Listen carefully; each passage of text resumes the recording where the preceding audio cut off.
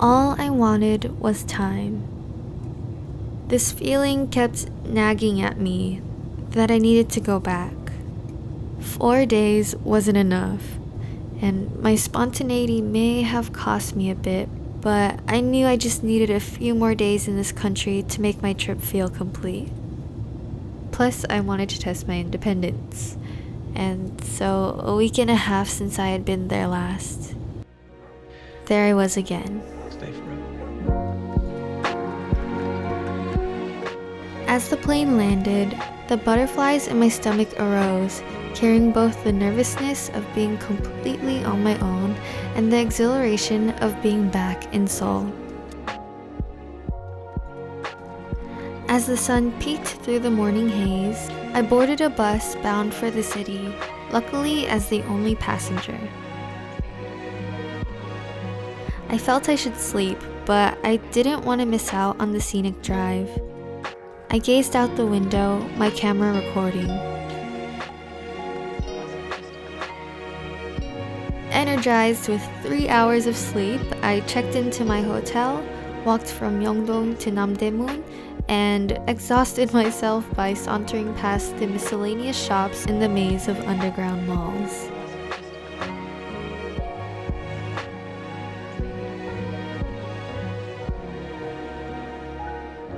I slept for 12 hours that night.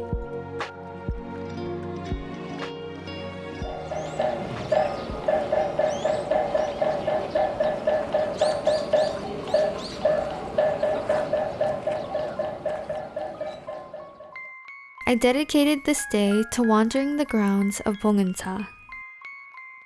My favorite part about my high school world religions class was learning about Buddhism, so it was a treat to make the time to visit this temple, rich with thousands of years of history.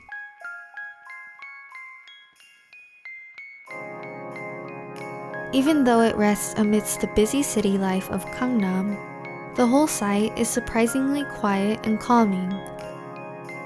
From the melodic chanting to the rhythmic beating of wooden instruments, the serene atmosphere allows for ample time of reflection and relaxation.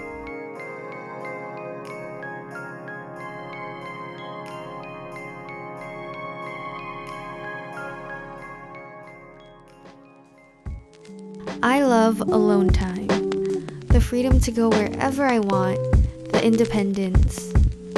I don't mind eating alone or walking around by myself, but of course at times, loneliness finds a way to interrupt.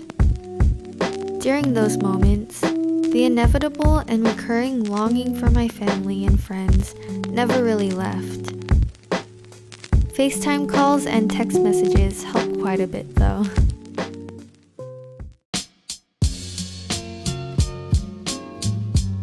It was my last full day in Seoul, so I wandered through the narrow streets of Ewha Women's University, searching for gifts for my relatives and souvenirs for myself.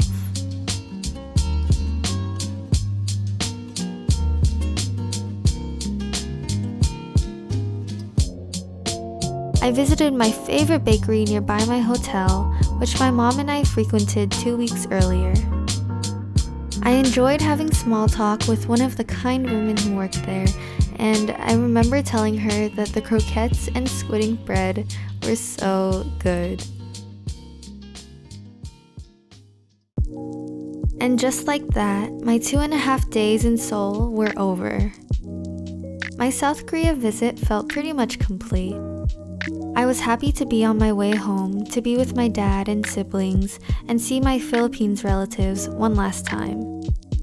Yet I also didn't want to leave this side of the world. There was so much more to see, so much more to do with my family, but a good rest at home was calling for me. The itinerary for that weekend was back and forth between countries. The first stop was Manila, and I was overjoyed to be reunited with my mom and relatives once again. For the remainder of the few hours that my mom and I had left there, my cousins showed me around Binondo, the world's oldest Chinatown, as well as the oldest district of Manila, the historic Intramuros.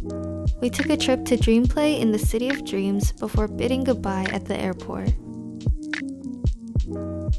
We stopped in the all-too-familiar Incheon airport, and 12 hours later boarded the last leg of our trip bound for San Francisco.